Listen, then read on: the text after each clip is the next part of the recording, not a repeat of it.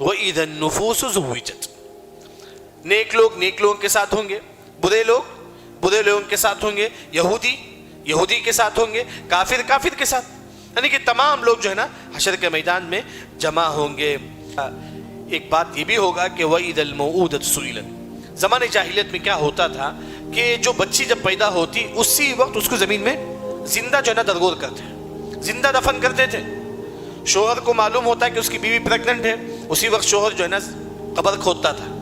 اگر بیٹی پیدا ہوتی وہ سیدھا بیٹی کو لے کر آ کے نعوذ باللہ قبر میں دفناتا تھا. تو لوگ اپنے بچیوں کو زندہ درگور کرتے ہیں. بِأَيِّ ذَنبٍ قُتِلَتْ. جس بچی کو اس نے زندہ درگور کیا اس بچی کو اللہ تعالیٰ کل پوچھے گا کس وجہ سے تیرے باپ نے تجھ کو زمین میں دفن کیا.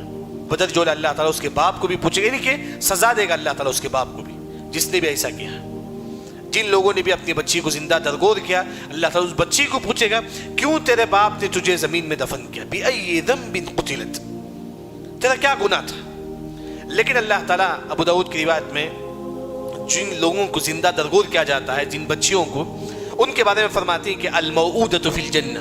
جن بچیوں کو زندہ درگور کیا گیا وہ بچی کہاں داخل ہوگی؟ جنت میں داخل ہوگی. یہ حدیث کو شیخ البانی رحمہ اللہ صحیح کہتے ہیں. ہاں، لیکن کیا آج بھی ایسا ہوتا ہے؟ ہوتا ہے آج بھی. جیسے کہ آپ دیکھیں گے سعودی عرب کے ایک عالم دکتور مساعد طیاب حفظہ اللہ نے اس آیت کی شرح میں ذکر کرتے ہیں آج بھی ہمارے ماحول میں ہوتا ہے. کیسے؟ کسی لوگوں کو بچی پسند نہیں ہے، بیٹی میں جو ہے نا دوا ڈال کے اس بچی کو مار دیتے ہیں. یہ بھی اسی کی شکل ہے، زندہ درگور کرنے کی ایک شکل ہے آج کے زمانے میں. یہ بہت زیادہ ہوتا ہے آج.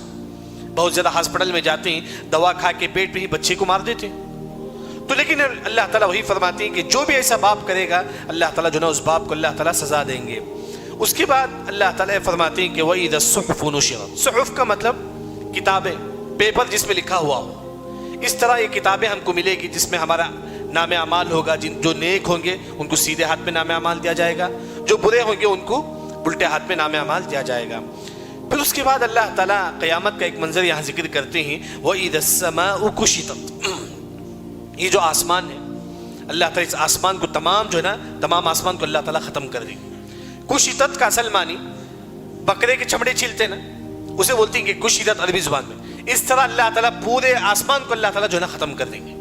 پھر پورے آسمان کو اللہ تعالیٰ قرآن میں اللہ نے فرمایا کہ قطعی السجل للکتب، اس کتاب کی طرح اللہ تعالیٰ بنا دیں گے. پورے آسمان کو اللہ تعالیٰ اس کتاب کی طرح بنا دیں گے. پھر اس کے بعد اس کتاب کو اللہ تعالیٰ اپنے دائیں ہاتھ میں رکھیں گے. اپنے ہاتھ میں اللہ تعالیٰ اس پورے آسمان کو اللہ تعالیٰ اپنے ہاتھ میں رکھیں گے. پھر وہی اللہ تعالیٰ یہاں فرماتے ہیں کہ وَإِذَا السَّمَاءُ كُشِطَتْ.